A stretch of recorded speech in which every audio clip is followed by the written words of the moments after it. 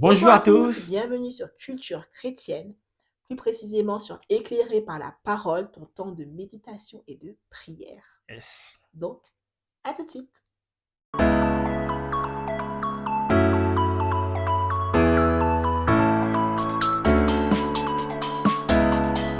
Alors aujourd'hui, c'est le dernier jour du temps de méditation et de prière. Donc, nous allons ensemble méditer un dernier passage de la semaine qui va clôturer ces 7 jours de méditation et de prière. Acte 19, Acte 19, ouais. verset 1er jusqu'au verset 6. Donc, acte 19, verset 1er à 6. Alors, prends ta Bible. On n'enlève pas les bonnes habitudes, on les garde. Ouais. Voilà, la Bible, le cahier, le stylo, un endroit agréable pour la méditation et la prière. Et c'est parti. Acte 19 à partir du verset 1. Pendant qu'Apollos était à Corinthe, Paul, après avoir parcouru les hautes provinces de l'Asie, arriva à Éphèse. Ayant rencontré quelques disciples, il leur dit: Avez-vous reçu le Saint-Esprit quand vous avez cru? Ils lui répondirent: Nous n'avons même pas entendu dire qu'il y ait un Saint-Esprit.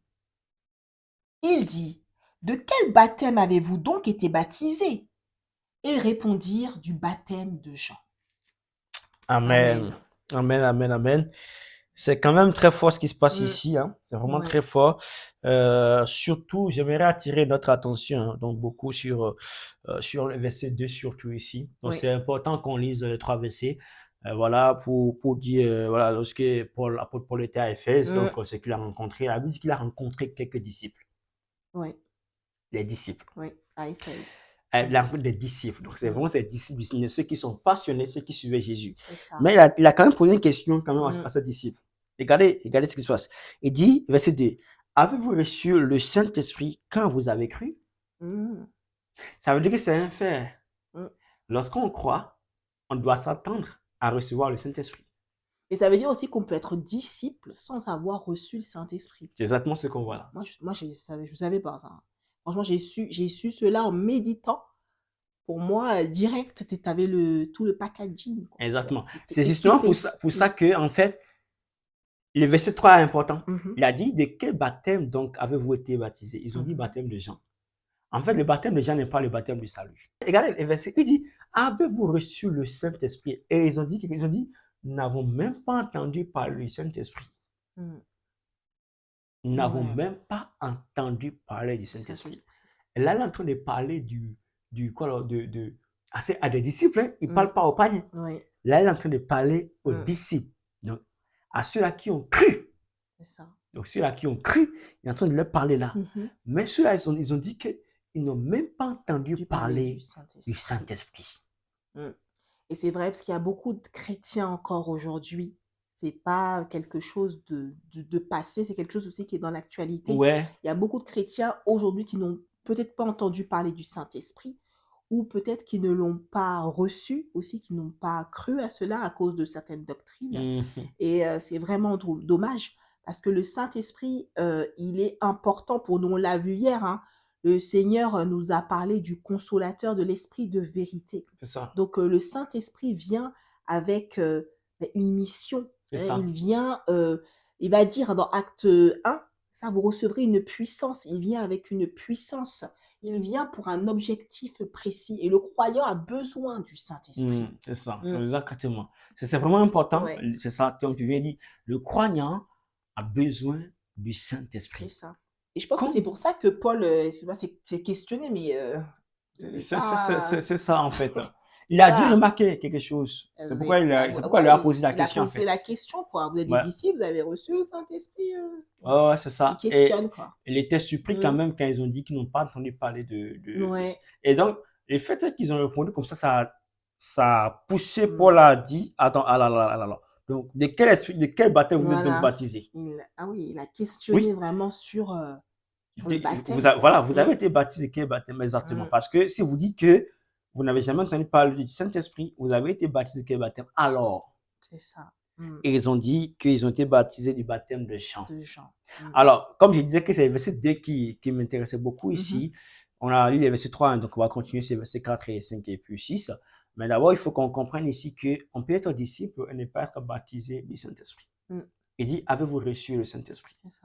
Ça, c'est très important. En fait, il y a 2 étapes pour le croyant, le chrétien. Il y a je crois en Jésus-Christ comme mon sauveur, comme peut-être mon Seigneur pour certains.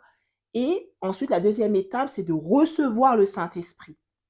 Alors, on peut ne pas le recevoir tout de suite quand on a accepté Jésus-Christ. Qu'est-ce que tu en penses, toi? Alors, ok. Alors ici, justement, c'est pourquoi en fait, les versets 2 et 3 sont vraiment liés. Les versets 2 et 3 sont vraiment liés. Pourquoi? C'est pourquoi que quand ils ont dit qu'ils n'ont jamais entendu parler du Saint-Esprit, et Paul va leur dire, de quel baptême donc avez-vous été baptisé? C'est du baptême de Jean. Ça veut dire quoi? On peut être disciple et ne pas recevoir le Saint-Esprit. En griffe, j'ai dit ça avec réserve. Écoutez-moi très bien. Ça dépend de quel disciple on est. Quand tu es disciple de Jean, ce n'est pas la même chose que quand tu es disciple de Jésus. Voilà. Parce que quand tu es disciple de Jésus-Christ, c'est pourquoi il a demandé de quel baptême avez-vous été baptisé. Parce qu'il était surpris qu'il n'ait pas la connaissance du Saint-Esprit. Parce que lorsque tu reçois Jésus-Christ, en même temps, il y a un truc qui se passe automatiquement là où tu es. Tu reçois la vie éternelle en toi. Amen. La vie éternelle, c'est le Saint-Esprit. Il a dit quoi? C'est pourquoi, on va continuer sur les versets 4 et 5, vous allez remarquer. Il va dire, c'est ça qui a cité sa question en fait. Il dit, mais de quel baptême donc avez-vous été baptisé? Parce qu'il savait que s'ils étaient baptisés du baptême de Jésus-Christ, forcément, il y a déjà une vie éternelle qui habite en eux. Parce que c'est pourquoi il va donner une précision au verset 4. On va lire, hein. Quand il va préciser, il va donner une spécification. Il a dit, mais attends, le baptême des gens là, ce n'est pas la même chose que le baptême au nom de Jésus. Il va spécifier quelque chose. On va continuer, s'il te plaît, on va continuer. Ça va, avant qu'on puisse avancer un peu plus. Acte 19, verset 4. Alors Paul dit, Jean a baptisé du baptême de repentance, disant au peuple de croire en celui qui venait après lui, c'est-à-dire en Jésus. Sur ces paroles, ils furent baptisés au nom du Seigneur Jésus. Amen. Donc c'est comme s'ils avaient un autre baptême, quoi, un deuxième baptême. Comme si le premier baptême, en gros, c'était pas le bon, quoi. Alors, moi, c'est comme ça que je vois les choses. C'est ça, en fait, c'est ça. C'est pourquoi Paul, il a bien redéfini, les choses. Il dit, en fait, vous avez été baptisé du baptême de Jean, mais en vérité, le baptême de Jean, c'est un baptême de repentance seul, ce n'est pas un baptême de salut. Wow. C'est ça en train de faire comprendre, en fait. En fait, le baptême de Jean, ce n'est pas mauvais comme baptême. Il a dit que Paul, la précision, il dit que baptême a baptisé de repentance. Mais il a dit ceci, disant au peuple de croire en celui qui venait après lui. C'est ça. Donc, en fait, le baptême de Jean, c'est un baptême, c'était avait commencé par là. Et à l'époque, les Juifs faisaient ça, ceux qui venaient, les gens, ils se faisaient baptiser. Mais Paul est en train de leur faire comprendre que ici, vous avez fait le baptême de Jean. Ok, c'est pas une mauvaise chose. C'est pas une mauvaise chose. Mais en fait, ce n'est pas ce baptême-là, qui va vous donner, qui va vous permettre de recevoir le Saint-Esprit. C'est ce qu'il est en train de faire comprendre, en fait. C'est ça. Et il va dire ceci, sur ces paroles, il fut baptisé au nom du Seigneur Jésus. Ça veut dire quoi? Avant, ils étaient baptisés du baptême d'eau, quoi, mais de Jean, du baptême de repentance. Alors, je peux dire aujourd'hui, là où nous sommes aujourd'hui, vous n'êtes pas obligé de faire baptême de Jean, d'accord? Parce que on est déjà, Jésus est déjà arrivé. Donc, il faut aussi comprendre ses disciples. Ils ont baptisé le baptême de Jean parce qu'ils n'ont pas forcément la connaissance de la personne de Jésus-Christ jusqu'à ce qu'elle soit. Voilà, donc ça c'est compréhensible. Mais aujourd'hui, là où nous sommes, qu'est-ce qui se passe là? C'est que le baptême qu'il nous faut à nous tous, c'est le baptême au nom du Seigneur Jésus-Christ. Parce que c'est lui seul qui est mort pour nous à la croix et c'est lui seul qui a été enseveli et a été ressuscité et c'est lui qui nous a donné la vie éternelle. Donc c'est le seul baptême dont il est question aujourd'hui pour nous tous, c'est le baptême au nom du Seigneur Jésus. C'est pour cela que quand même qu'ils aient déjà baptisé et pour le baptême de Jean, Paul leur a expliqué ce que ça signifie le baptême de Jean, que ce n'est pas vraiment le baptême qu'on appelle de salut en d'autres termes. Voilà, ce n'est pas le baptême de salut, ce n'est pas lié qu'on appelle à l'œuvre accomplie et achevée de Jésus-Christ, mais c'est juste lié à la repentance, afin maintenant de suivre le Seigneur Jésus. Maintenant, comme Jésus est déjà venu maintenant, et on peut aller directement, donc on peut aller directement vers Jésus, donc aller faire directement le baptême au nom de notre Seigneur Jésus-Christ. C'est important qu'on comprenne ça. Voilà, c'est juste un contexte de la Bible, hein. C'est juste un contexte ici. Sur ces paroles, ils furent baptisés au nom du Seigneur Jésus. Lorsque Paul leur eut imposé les mains, le Saint-Esprit vint sur eux et ils parlaient en langue et prophétisaient. Amen. Amen, amen, amen, amen. Alors, nous avons vu qu'il y a quelque chose qui s'est passé là. C'est comme une analogie. Oui. Ils ont... Après, vous savez, Dieu est Dieu. D'accord? Dans les choses, quand on dit logiquement, selon la lumière des Écritures, avant de recevoir le baptême du Saint-Esprit, il faut passer par les eaux de baptême, c'est-à-dire il faut d'abord être baptisé d'eau. Et ça, c'est vraiment analogie, quoi. Mais parfois, Dieu est tellement puissant qu'il dépasse certains mondes. Ah oui. Parce que quand on voit dans Acte 10, Corneille a été baptisé du Saint-Esprit avant d'être baptisé d'eau. C'est ça. Donc, et Dieu je pense que vous en connaissez, ou même peut-être vous, vous avez peut-être été baptisé du Saint-Esprit avant d'être baptisé d'eau. Voilà. On est peut-être des fois dans une assemblée où les baptêmes sont tous les ans. Exactement, c'est ça. Exactement, c'est ça. Donc, c'est vrai que, oui, dans un contexte... J'aimerais, excuse-moi, rassurer quelqu'un, c'est pas parce que tu n'es pas baptisé que si Jésus revient demain, tu n'iras pas au ciel. C'est ça. Parce que moi, c'est ce que je pensais, je me rappelle. À l'époque, j'attendais le baptême pendant des mois et des mois, parce que je crois qu'il y avait un baptême dans l'année. Et je dis, mais si Jésus revient, est-ce que je vais partir avec lui? J'avais peur de ne pas pouvoir partir avec lui. J'avais tellement hâte de me faire baptiser. C'est pas parce que, voilà, quand Jésus va revenir, si tu vas baptiser, tu vas quand même partir si tu es croyant. C'est ça. Évidemment. C'est ça. Tant que vous avez cru, tant que tu as cru au Seigneur Jésus-Christ, tu es sauvé. Amen. C'est ça ce qui est essentiel. C'est vraiment ça qui est essentiel. Et donc voilà, et là donc, on voit qu'au verset 6, le Saint-Esprit est venu sur eux. En fait, pour dire, le Saint-Esprit a imposé les mains. Voilà. Le Saint-Esprit est venu sur eux. Lorsque l'apôtre Paul leur a imposé les mains. Ça, c'est un ministère. D'accord? Le Saint-Esprit, il faut d'abord se comprendre que le Saint-Esprit ne reviendra pas sur la terre. Il est déjà sur la terre. Amen. Depuis le jour de Pentecôte, il est arrivé, il n'est plus jamais retourné. Il est sur la terre maintenant. Donc, en fait, le Saint-Esprit ne descendra plus du ciel, il est déjà sur la terre. Maintenant, c'est à toi, à moi, de recevoir. Tu vois un peu la nuance? C'est à nous de recevoir. Il est déjà là. C'est à nous de le recevoir. Exactement, c'est à nous de le recevoir. Alléluia. Amen. Alors, toi qui es là, qui nous suis, tu es né de nouveau. Tu as reçu Jésus comme ton Seigneur, ton Sauveur personnel. Tu l'as confessé et tu es même passé par les eaux du baptême. Mais tu n'as pas encore reçu le baptême du Saint-Esprit. Parce que ici, ce qui se passe ici, il s'agit du baptême du Saint-Esprit. C'est-à-dire que c'est autre dimension de la personne de l'Esprit de Dieu. Je vais vous expliquer quelque chose très rapidement ici. Lorsqu'ils ont été baptisés au nom de Jésus-Christ, est-ce qu'ils ont reçu l'Esprit de Dieu? C'est une question. C'est vraiment ça, c'est important. Alors, je vais vous dire oui. J'explique. Dès lors que vous croyez en Christ Jésus comme votre Seigneur sur personnel, il y a un truc qui se passe directement dans votre esprit. Automatiquement.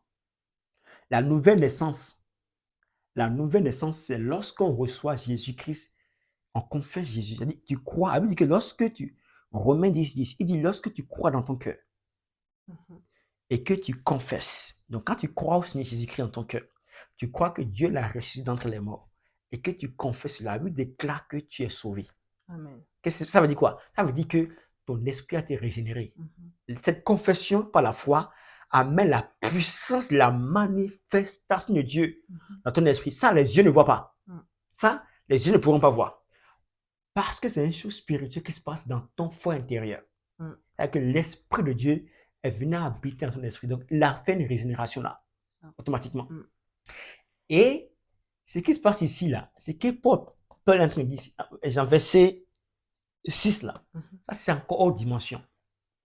Là, on parle du baptême. Il y a une nuance entre avoir le Saint-Esprit en toi, c'est-à-dire la vie éternelle en toi, et être rempli de la vie, être rempli du Saint-Esprit. Je redis encore. Il y a une différence entre avoir la vie éternelle en toi, c'est-à-dire le Saint-Esprit en ton esprit, et être rempli du Saint-Esprit. En d'autres termes, être baptisé du Saint-Esprit. Tu vois un peu? En fait, c'est comme étape par étape, en fait. Oui. C'est vraiment important qu'on comprenne ça. Parce qu'il ne faut pas qu'il y ait d'amalgame sur ça. Tout enfant de Dieu qui est en Christ Jésus a le Saint-Esprit en lui. Pourquoi? Dès lors que vous avez reçu Jésus-Christ comme Seigneur personnel, vous êtes déclaré juste. Vous êtes devenu le temple de Dieu. C'est ça. Parce que Dieu est venu habiter dans votre esprit. C'est ça qui vous donne la vie éternelle. Ouais. C'est ça. C'est ça. Maintenant, plus que ça, il y a une autre expérience qui est très importante. Oui. Il faut que vous soyez remplis, mais il faut que nous soyons remplis de cette personne qu'on a reçue là. Il faut qu'on soit remplis. Et pour être rempli, c'est ça qu'on appelle le baptême du Saint-Esprit.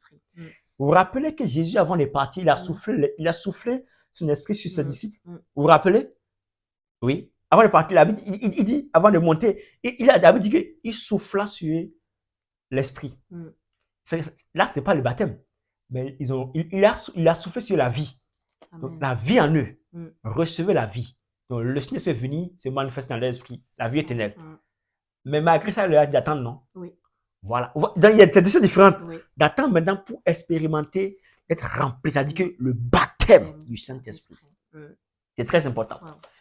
Et ça, c'est notre but ce soir. Je te laisse continuer, chérie. Oui, je suis tout à fait d'accord avec ce que tu as dit. Le fait d'imposer les mains, d'être rempli du Saint-Esprit, ça va s'exprimer par le parler en langue. Exactement. Ça va s'exprimer par le fait de prophétiser. Prophétiser, c'est de parler de la part de Dieu. C'est ça. Et c'est vrai qu'il y a beaucoup aussi de croyants qui attendent encore ce baptême du Saint-Esprit alors qu'ils l'ont déjà reçu, parce qu'ils n'osent pas parler. Ils n'osent pas s'exprimer dans ce qui est en eux. Et moi, j'ai déjà rencontré des sœurs comme ça aussi, hein, qui disaient, oui, mais est-ce que c'est le vrai parler en langue que j'ai reçu? Mais la Bible, elle est claire. Tu ne vas pas demander du pain à ton Père terrestre, il va te donner un serpent. Donc, à plus forte raison, si tu demandes au Seigneur le baptême du Saint-Esprit, il ne va pas te donner un faux parler en langue ni autre chose. Sûr, c'est ça. Il va te donner le véritable baptême du Saint-Esprit. Et il y a des croyants qui n'osent pas parler, qui n'osent pas dire en fait ce qui est à l'intérieur d'eux, donc ils sont dans l'attente, où ils laissent reposer ce parler en langue. Et c'est vraiment dommage, parce que le fait de parler en langue, la Bible va dire que ça t'édifie et ça te construit. Ça construit ton homme intérieur, ça fortifie ton esprit. Et ça, c'est important, ce n'est pas à négliger. Vous savez, l'Église, pendant très longtemps, a mis de côté le parler en langue. Et donc, ça faisait que c'était une Église sans puissance, avec peu de puissance. Il peut arriver des miracles, etc. Mais le parler en langue, la puissance de l'esprit n'est pas quelque chose à mettre de côté, mais c'est vraiment essentiel pour l'Église aujourd'hui. C'est vraiment essentiel. Parce que l'Église ne peut pas fonctionner correctement sans le Saint-Esprit. La puissance du Saint-Esprit ne peut pas être négligée. Vous pouvez être puissant sans faire de bruit. C'est vrai. Le Saint-Esprit ne fait pas forcément beaucoup de bruit. Non. Le Saint-Esprit, sa personne est très importante pour l'Église. C'est vraiment, vraiment, vraiment, vraiment important. C'est très important. C'est pour ça que dans Acte 1, Jésus va dire « Attendez. Attendez avant de commencer l'œuvre. Vous recevrez une puissance. » Il était important pour les disciples d'attendre, de recevoir ce baptême de l'Esprit avant de commencer. On voit Pierre, Pierre qui n'osait pas forcément prendre la parole. Pierre qui n'était pas quelqu'un forcément de très cultivé, mais qui a commencé à prêcher après avoir reçu le baptême du Saint-Esprit. Il a commencé à citer les Écritures. Il est le premier prédicateur de la Bible. C'est Pierre, vraiment, après Jésus, c'est Pierre. Mais avant cela, il a dû recevoir la puissance de l'Esprit de Dieu. Exactement, c'est ça. C'est vraiment important que nous puissions comprendre la portée de ce baptême. C'est ça. Le baptême de l'esprit, c'est très important. C'est vraiment important. Ouais. Toi, je ne sais pas exactement, tu es baptisé d'eau, mais tu n'es pas encore baptisé du Saint-Esprit. Je vais prier pour toi. Amen. Dans le nom de Jésus, pendant que je prie, au son de ma voix, que la grâce de Dieu te localise maintenant. Le Saint-Esprit est venu sur eux lorsque Paul leur a imposé la main. Je déclare dans le nom de Jésus-Christ que le Saint-Esprit vient sur toi maintenant. Au nom de Jésus. Toi qui es né de nouveau Maintenant. et qui veut être rempli du Saint-Esprit. Toi qui veux être rempli de l'Esprit de Dieu. Toi qui veux parler en langue. Nous avons compris quelque chose. La manifestation visible, la manifestation physique du baptême du Saint-Esprit, c'est de parler en d'autres langues. Reçois maintenant. Que le Saint-Esprit soit sur toi. Que le Saint-Esprit repose sur toi. Reçois cela maintenant par la foi. Au nom puissant de Jésus-Christ. Que le Saint-Esprit repose sur toi. Oh mon frère, ma soeur. Toi qui as besoin, oui, de ce baptême, afin de pouvoir parler en langue, afin de pouvoir expérimenter les promesses de Dieu. Reçois cela. L'Esprit de Dieu est là. Il est disposé, disponible. Il se manifeste maintenant. Reçois maintenant, reçois le Saint-Esprit. Reçois ce baptême. Sois baptisé du Saint-Esprit. Sois rempli du Saint-Esprit. Sois rempli maintenant. Sois rempli. Laisse-toi aller. Ouvre ta bouche, laisse-toi aller. Le Saint-Esprit met les mots sur tes lèvres. Laisse-toi aller, laisse-toi aller, laisse-toi aller. Tu peux dire de nouveaux mots. Tu peux t'exprimer en d'autres langues. Oui, ouvre ta bouche. Exprime-toi tout simplement. Reçois. Le Saint-Esprit se manifeste. Le Saint-Esprit se manifeste. Reçois maintenant, sois rempli. Sois rempli dans le nom de Jésus-Christ. Sois rempli dans le nom de Jésus. Sois rempli dans le nom de Jésus. Sois rempli maintenant. Sois rempli maintenant. Sois rempli maintenant. Sois rempli maintenant. Parle en d'autres langues. Parle en d'autres langues. Parle en d'autres langues. Ouvre ta bouche, parle en d'autres langues. Reçois cela. Malelevaros. Il est gevaraga belegade. Arova andele mende varange vrange de belevragada belegadosia. Alle coverende le varange briga baranga de belegadosia de belegadia. Arus te velege barage brega de belegadosia. Arende la varande que mende guvaranga belega belegade. Yes, yes, yes. Dans le nom de Jésus. Dans le nom de Jésus. Ne t'arrête pas. Continue. Ne t'arrête pas. Continue. Ne t'arrête pas. Continue encore. Yes. Kabalados. Il est gevahaya. Ali de stick mende varangridos. Ikuba angrido va enge ba angradi barush te berede. Rekusto ferege prakatos ye perekate. Ah, yes, yes, ouvre ta bouche, yes, parle. Continue, ne t'arrête pas, parle encore. Yes, dis encore, oui, dis. Exprime des merveilles de Dieu en langue, yes. Qui parande, istupe engledido. Le kuva ante istu kepe eko pa akrodi. Le va angle isti kepo ke ma ande pa anko fradigo. La akresti ke pa anko bedi. Le kuv el estem engebradia. Oste verende ke bere prekate belegatos.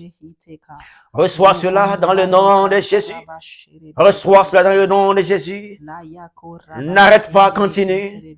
Que cela devienne ta vie dans le puissant nom de Jésus. Merci Saint-Esprit de Dieu pour ton œuvre. Merci pour ton ministère dans la vie de mon frère et de ma soeur. Merci pour ce baptême dans le nom de Jésus. Merci pour ton onction, Seigneur. Au nom puissant de Jésus. Au nom puissant de Jésus. Alléluia. Merci Seigneur pour la vie de mon frère et de ma soeur. Merci de les avoir remplis de ta puissance et de Alléluia. ta présence. Merci Saint-Esprit. Alléluia. Merci Jésus. Alléluia. Amen. Amen, Au amen, nom amen. de Jésus. Amen. Amen. Amen, amen, amen. Merci Seigneur. Merci à vous tous qui nous avez suivis pendant ces 7 jours de méditation et de prière. Yes. Vraiment, en tout cas, nous-mêmes, ça nous a fait du bien, je crois. C'est ça. Et je crois qu'il en est également pareil pour vous. Vraiment, je rends gloire à Dieu pour ces temps de 7 jours de temps de méditation et de prière. Et je crois qu'il y en aura d'autres par la grâce de Dieu. Je remercie le Seigneur de ce qu'on ait pu partager ensemble ces temps de méditation, ces temps de prière qui sont importants pour la vie du croyant. Culture chrétienne est une chaîne d'édification pour être des chrétiens forts, d'être des chrétiens victorieux à travers la parole de vérité qui est la parole de Dieu. Donc vraiment, je t'invite, toi qui as besoin d'être édifié, qui as besoin de grandir spirituellement, de t'abonner et de partager les émissions à ceux qui sont autour de toi. Donc ça y est, c'est la fin. Ouais, Voilà. c'est la fin de cette émission donc Mm. de 7 jours, hein. Donc 7 voilà, bien jours de évidemment. méditation et de prière éclairés par Et la parole. voilà, écoute, tu sais, moi, je suis toujours émerveillé, hein. Mm. Donc voilà, de revenir sur le plateau, voilà, pour Bah une oui. nouvelle émission. En tout cas, pour partager avec les Mm. bien-aimés, les frères et sœurs, voilà, les Saintes Mm. Écritures, Je pense voilà, qu'on en fera d'autres quand même. par sa Ouais, grâce, on par en la grâce fera du d'autres. Seigneur, par la grâce Voilà, du dites-nous Seigneur. si ça vous a plu, si vous voulez qu'on en refasse d'autres, d'autant de méditation et de prière. Dites-nous en commentaire, en inbox, envoyez des messages et pour qu'on puisse reprogrammer cela très prochainement. Yes, c'est ça. Donc on se retrouve bientôt pour un nouveau temps d'édification, un temps de prière, un temps de partage de la parole de Dieu. Donc à bientôt sur Culture Chrétienne. À bientôt.